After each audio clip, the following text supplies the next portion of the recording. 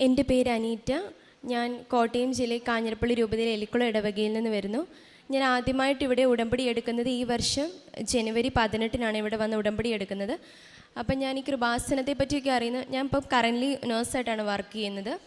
അപ്പോൾ ആദ്യമായിട്ട് ഞാൻ കൃപാസനത്തെ പറ്റി അറിയുന്നത് ഞാൻ 4th ഇയർ നഴ്സിംഗ് പഠിക്കുന്ന സമയത്ത് എൻ്റെ ബെസ്റ്റ് ഫ്രണ്ട് അവൾ പറഞ്ഞിട്ടാണ് ഞാൻ കൃപാസനത്തെ പറ്റി അറിയുന്നത്. അവളുടെ അമ്മ ഇവിടെ വന്ന് ഉടമ്പടിയൊക്കെ എടുത്ത് പ്രാർത്ഥിച്ചു. അപ്പോൾ എനിക്ക് അങ്ങനെ ഉടമ്പടീനെ പറ്റിയിട്ടൊന്നും വലിയ കാര്യമായിട്ടൊന്നും അറിയത്തില്ല. അപ്പം ഈ കൃപാസനത്തിൽ വന്ന് ഇങ്ങനെ സാക്ഷ്യം, ഇവിടുത്തെ പത്രമൊക്കെ ഞാൻ ആ സമയത്ത് കണ്ടിട്ടുണ്ട്. അപ്പോൾ അതിലെ സാക്ഷ്യങ്ങളൊക്കെ വായിക്കും. അപ്പോൾ അവളുടെ അമ്മ കൊടുത്ത കുറച്ച് ഉപ്പ് അവിടെ ഞങ്ങളുടെ റൂമിലുണ്ടായിരുന്നു. അപ്പം 4th ഇയർ എക്സാം ടൈമിൽ ഫൈനൽ എക്സാം നഴ്സിംഗ് പഠിക്കുന്നവർക്കറിയാം നല്ല ബുദ്ധിമുട്ടാണ്. അപ്പോൾ 4th ഇയർ എക്സാമിന് ഫൈനൽ എക്സാം നല്ല ടഫാണ്, പഠിക്കാനും ഒരുപാടുണ്ട്.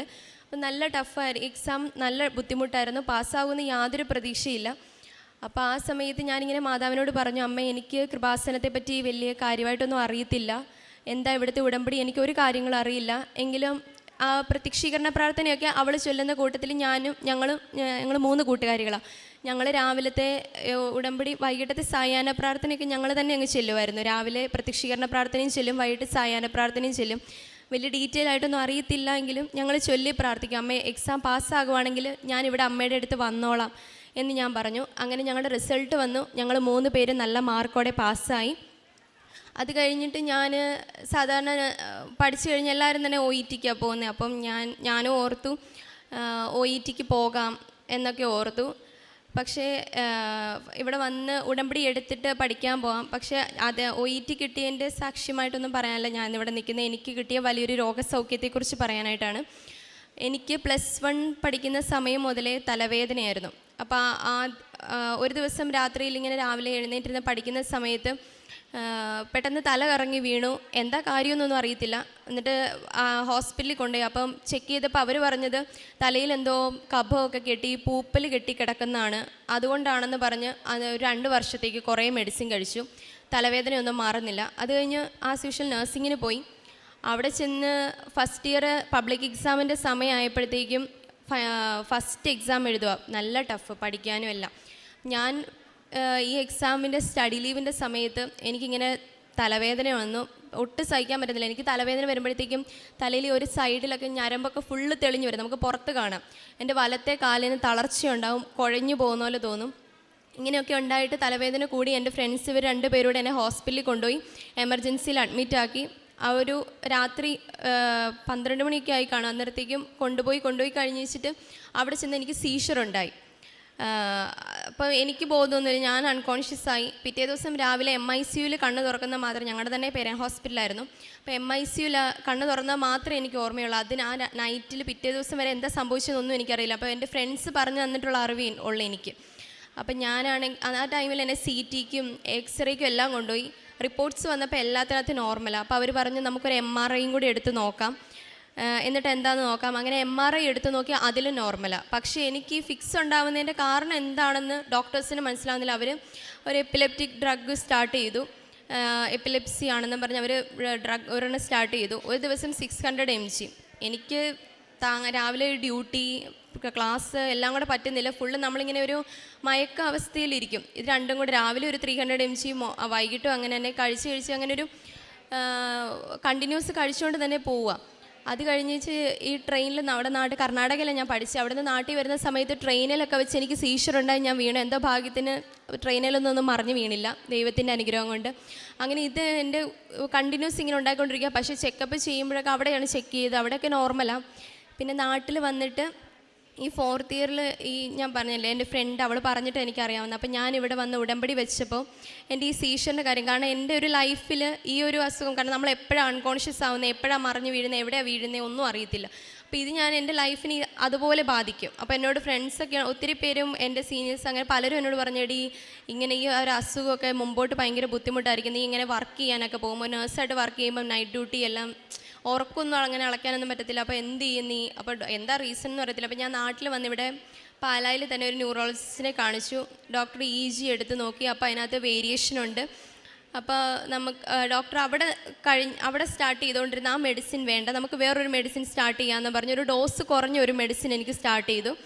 അത് കഴിച്ച് എനിക്ക് വലിയ കുഴപ്പമൊന്നുമില്ല, ഞാൻ പോയി. അത് കഴിഞ്ഞപ്പോഴാണ് ഞാൻ ഈ കൃപാസനത്തിൽ ഇവിടെ വന്ന് ഞാൻ നിയോഗം വെച്ചു, അമ്മ എൻ്റെ ഈ അസുഖം, എൻ്റെ ഈ സീഷർ മാറുവാണെങ്കിൽ ഞാൻ അമ്മയുടെ അടുത്ത് വന്ന് സാക്ഷ്യം പറഞ്ഞോളാം. എൻ്റെ പപ്പയ്ക്കും അമ്മയ്ക്കും എന്നും ഉള്ളൊരു വേദനയായിരുന്നു. കാരണം അവർ മാത്രമേ കാണുന്നുള്ളൂ. ഞാനിങ്ങനെ ഈ ബോധം, എനിക്കറിയത്തില്ലല്ലോ എന്താ സംഭവിക്കുന്നത്, ഞാനിങ്ങനെ ബോധം കെട്ട് വീഴുന്നതും ഉള്ള അവസ്ഥ അവർക്ക് എന്നും ഒരു ബുദ്ധിമുട്ടാണ്. എന്നും ആശുപത്രി പോക്കും കാര്യങ്ങളും കഷ്ടപ്പാടും. അപ്പം ഞാൻ പറഞ്ഞു, അമ്മ എൻ്റെ അസുഖം മാറുവാണെങ്കിൽ ഞാനിവിടെ വന്ന് സാക്ഷ്യപ്പെടുത്തിക്കോളാം എന്ന് ഞാൻ അമ്മയോട് നേർന്നു.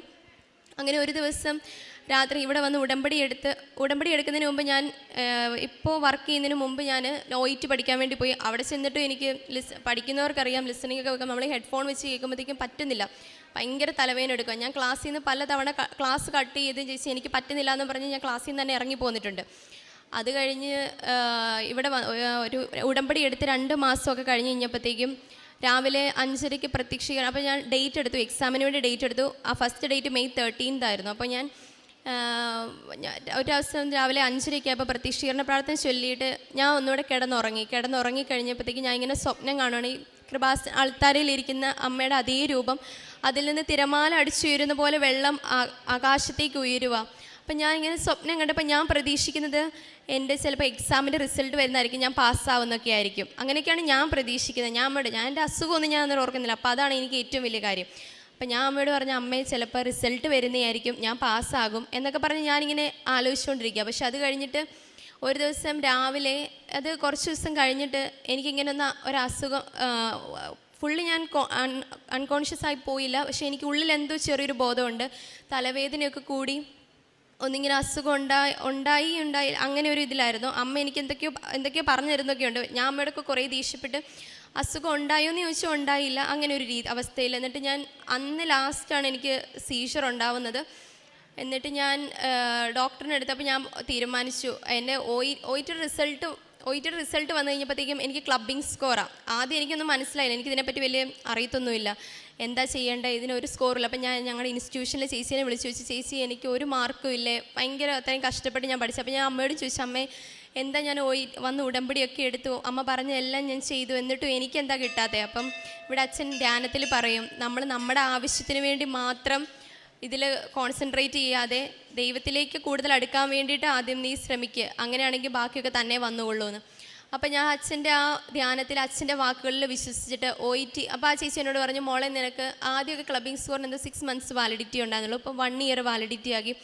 അപ്പം പറഞ്ഞു, മോളെ നിനക്ക് സാരമില്ല, നിനക്ക് ഇനിയും ട്രൈ ചെയ്യാം, തൽക്കാലം എക്സ്പീരിയൻസിന് എവിടെയെങ്കിലും കയറുക, 1 year വാലിഡിറ്റി ഉണ്ടല്ലോ. അപ്പം ഞാൻ ആശ്വസിച്ചു, പഠിച്ചിറങ്ങിയതല്ലേ ഉള്ളൂ, എവിടെയെങ്കിലും ഒരിടത്ത് എക്സ്പീരിയൻസിന് കയറാം, എന്നിട്ട് ഇത് ചെയ്യാമെന്ന്. OET ഇതിനിടയ്ക്ക് എഴുതാമെന്ന് ഓർത്തു. അപ്പോൾ അത് കഴിഞ്ഞപ്പോഴാണ് എനിക്കിങ്ങനെ അസുഖം ഉണ്ടായി ഞാൻ വീഴുന്നത്. അപ്പം ഞങ്ങളുടെ പള്ളിയിൽ ധ്യാനം നടക്കുന്ന സമയം, അപ്പോൾ അവിടെ അച്ഛൻ ധ്യാനിപ്പിക്കുന്ന അച്ഛൻ്റെ അടുത്ത് പോയി കാണാമെന്നൊക്കെ ഓർത്ത് ഞങ്ങൾ പോയി, ഞാനും അമ്മയും കൂടെ പോയിട്ട് ഞാൻ ഇങ്ങനെ അച്ഛനോടൊക്കെ ഇങ്ങനെ എൻ്റെ കാര്യങ്ങളൊക്കെ ഇങ്ങനെ പറഞ്ഞു, തലവേദന. അപ്പോൾ അച്ഛൻ തന്നെ എന്നോട് ഇങ്ങോട്ട് പറയും, അതിന് നിനക്ക് എവിടെയാണ് തലവേദന ഇരിക്കുന്നത്, നിൻ്റെ അസുഖം ദൈവം ഓൾറെഡി എടുത്തു മാറ്റിയിട്ടുണ്ടല്ലോ. അച്ഛൻ തന്നെ എന്നോട് ഇങ്ങോട്ട് പറഞ്ഞു, അസുഖം ഓൾറെഡി നിനക്ക് മാറിയതാ, നീ അവിശ്വസിക്കരുത്, നിനക്ക് ഓൾറെഡി അസുഖം മാറിയത് ഇനി ഒരിക്കലും നിനക്കുണ്ടാവില്ല. അത് കഴിഞ്ഞ വെച്ചാണ് ഞാൻ ഈ മാതാവിനെയൊക്കെ സ്വപ്നം കണ്ടത്. അപ്പോൾ എനിക്ക് മനസ്സിലായി, എൻ്റെ OETയും കാര്യങ്ങളൊന്നുമില്ല, എൻ്റെ ഈ അസുഖം മാറുന്നതാണ് എൻ്റെ ജീവിതത്തിൽ ഫസ്റ്റ് ഏറ്റവും ഇമ്പോർട്ടൻറ്റ്, ബാക്കിയൊക്കെ നമുക്ക് പിന്നെ എങ്ങനെയെങ്കിലുമൊക്കെ വന്നോളൂ. അപ്പം ഞാൻ അമ്മയോട് പറഞ്ഞു, അമ്മയെ വന്ന് ഞാൻ സാക്ഷ്യം പറഞ്ഞോളാം എന്ന് പറഞ്ഞു. അത് കഴിഞ്ഞ് വെച്ച് ഞാൻ എക്സാമിൻ്റെ OETയുടെ കാര്യം വിട്ടു. ഞാൻ ഡോക്ടറിനെ പോയി കണ്ടു. ഡോക്ടറെ, എനിക്കിപ്പോൾ ഒരു പ്രശ്നം, ഞാൻ ഡോക്ടറിനോട് പറഞ്ഞു, സാർ ഞാൻ കൃപാസനത്തിലൊക്കെ പോയിട്ട് ഞാൻ പോയി ഉടമ്പടി എടുത്തതാണ്, എനിക്കിപ്പോൾ ഒരു പ്രശ്നമില്ല, ഡോക്ടർ എൻ്റെ മരുന്നൊന്ന് സ്റ്റോപ്പ് ചെയ്ത് തരാമോ, മാതാവ് എൻ്റെ അസുഖം മാറ്റിയിട്ടുണ്ടെന്ന് ഞാൻ ഡോക്ടറിനോട് തന്നെ പറഞ്ഞു. അപ്പോൾ അവർക്കൊരു ഡൗട്ട്, അവർ മെഡിക്കൽ ഫീൽഡിൽ അവർ അങ്ങനെ പെട്ടെന്ന് സ്റ്റോപ്പ് ചെയ്യില്ല. അപ്പോൾ പറഞ്ഞു, നമുക്ക് നോക്കാം, നീ എന്തായാലും ജോലിക്കൊക്കെ പോകല്ലേ, നോക്കാം, എന്നിട്ട് നിർത്താം എന്നൊക്കെ പറഞ്ഞു. എന്നിട്ട് ഞാൻ ഇടയ്ക്ക് ഞാൻ തന്നെ മരുന്നൊക്കെ കഴിക്കാൻ മറന്നു പോകും, പക്ഷേ എൻ്റെ വീട്ടിൽ അതൊന്നും അറിയത്തില്ല, ഞാൻ കഴിക്കാനൊക്കെ മറന്നു പോകുന്നാലും ഞാൻ കഴിക്കും. പക്ഷേ എനിക്ക് എൻ്റെ മാതാവിനെയാണ് എനിക്ക് വിശ്വാസം, കാരണം എനിക്ക് ഉറപ്പാണ് മാതാവ് എനിക്ക് മാറ്റി തന്നിട്ടുണ്ട്, പിന്നെ ഞാൻ എന്തിനാണ് മരുന്ന് കഴിക്കുന്നത്. പക്ഷേ വീട്ടുകാർക്ക് പേടി, എന്നാലും വീട്ടിൽ സ്വാഭാവികം. ഡോക്ടറും പറഞ്ഞു പിന്നെ കഴിക്കുക, പിന്നെ നമുക്ക് നിർത്താം, പതിയെ നിർത്താം. ഓക്കെ, ഞാൻ ശരി ഡോക്ടറെ എന്ന് പറഞ്ഞ് ഞാനിവിടെ വന്നു. അത് കഴിഞ്ഞ് 1 മാസം പിന്നെ ഒന്നുകൂടെ കഴിക്കുക, എന്നിട്ട് കണ്ടിന്യൂ നമുക്ക് നോക്കിയിട്ട് നിർത്താം, അസുഖമൊന്നും ഉണ്ടാവുന്നില്ലെങ്കിൽ. അന്ന് എനിക്ക് ഉണ്ടായ തലവേദന, പിന്നെ എനിക്ക് ഇന്ന് ഈ നിമിഷം ഈ ആൾത്താരയിൽ നിൽക്കുന്നവരെ എനിക്ക് സീഷറും ഉണ്ടായിട്ടില്ല, എനിക്ക് അതുപോലൊരു തലവേദനയും വന്നിട്ടില്ല, ഒരു കുഴപ്പവും അമ്മ എനിക്ക് ഞാൻ ജോലി ചെയ്യുന്നിടത്തും എനിക്ക് വരുത്തിയിട്ടില്ല. അപ്പം ഞാൻ എക്സ്പീരിയൻസിന് വേണ്ടിയിട്ട് നല്ലൊരു ഹോസ്പിറ്റൽ നോക്കി എവിടെ കയറണം 1 ഇയർ എക്സ്പീരിയൻസ് എടുക്കാം, എന്നിട്ട് അബ്രോഡ് പോകാനായിട്ടുള്ള കാര്യം നോക്കാം. അപ്പോൾ എൻ്റെ OET എന്തായാലും വാലിഡിറ്റി എനിക്ക് 1 ഇയർ ഉണ്ട്. അതിനുള്ളിൽ അമ്മ എനിക്ക് എന്തായാലും ഒരു അവസരം തരുമെന്ന് ഇന്നും ഞാൻ ഉറച്ചു വിശ്വസിക്കുന്നു. അപ്പം ഞാൻ എക്സ്പീരിയൻസിന് വേണ്ടി ഒരു ഹോസ്പിറ്റൽ നോക്കി. ഇപ്പോഴും എറണാകുളത്ത് ആണ് ഞാനിപ്പോൾ വർക്ക് ചെയ്യുന്നത്, എറണാകുളം മാസ്റ്ററിൽ. അപ്പം ഞാൻ അവിടെ ഇൻ്റർവ്യൂവിന് പോയി. അപ്പം എൻ്റെ ഫ്രണ്ട്സൊക്കെ പോയിട്ട് അവർക്കൊന്നും കിട്ടിയില്ല. 3 ഇൻ്റർവ്യൂ ഉണ്ടായിരുന്നു, ഒരു written test, 2 face to face interview. ഞാനാണെങ്കിൽ അങ്ങനെ ഇൻ്റർവ്യൂ എനിക്ക് അവരെ ചെന്ന് അവരെ കണ്ടു കഴിഞ്ഞപ്പോഴത്തേക്കും എൻ്റെ കയ്യിൽ നിന്ന് പോയി, എന്ത് ചെയ്യും എന്നും അറിയത്തില്ല. അപ്പം ഞാൻ മാതാവിൻ്റെ കാശുരൂപവും കയ്യിൽ പിടിച്ച് തൈലവും ഉപ്പും ഒക്കെ ആയിട്ടാണ് ഞാൻ പോയത്. റിട്ടേൺ ടെസ്റ്റ് കഴിയുമ്പോൾ എനിക്കൊന്നും മനസ്സിലാവുന്നില്ല അവരെന്തോ ഉദ്ദേശിച്ചേക്കുന്നതെന്ന്, ഒന്നും മനസ്സിലായില്ല. എന്തൊക്കെയോ മൾട്ടിപ്പിൾ ചോയ്സ് ആയിരുന്നു, ഞാൻ എന്തൊക്കെയോ കറുപ്പിച്ച് വെച്ചു. അതിന് ഫേസ് ടു ഫേസ് ഇൻ്റർവ്യൂവിൽ വന്നു കഴിഞ്ഞപ്പോഴത്തേക്ക് അവരെന്നോട് വലിയ കാര്യമായിട്ടൊന്നും ചോദിച്ചില്ല. നീ എന്തുകൊണ്ടാണ് ഇതെങ്ങനെ ചൂസ് ചെയ്തേ, എവിടെ പഠിച്ചേ, അങ്ങനെയുള്ള കുറച്ച് കുഞ്ഞു കുഞ്ഞു ക്വസ്റ്റ്യൻസ് എനിക്കറിയാവുന്ന കാര്യങ്ങൾ മാത്രമേ ചോദിച്ചുള്ളൂ. അപ്പോൾ എൻ്റെ ഫ്രണ്ട്സൊക്കെ പോയിട്ട് അവരോട് വിളിക്കാമെന്ന് പറഞ്ഞു, പിന്നെ വിളിച്ചൊന്നുമില്ല. അപ്പോൾ എന്നോട് ഒത്തിരി പേരിങ്ങനെ പറഞ്ഞു, എടി നോക്കണ്ട, ചിലപ്പോൾ അവർ വിളിക്കില്ല, നീ വേറെ ഏതെങ്കിലും ഹോസ്പിറ്റൽ നോക്കും. അപ്പോൾ ഞാൻ മാതാവ് ഇപ്പോൾ തീരുമാനിച്ചതല്ലേ, അപ്പോൾ അങ്ങനെ തന്നെ പോയേക്കാന്ന് ഓർത്ത് ഞാൻ അവിടെ ചെന്ന്.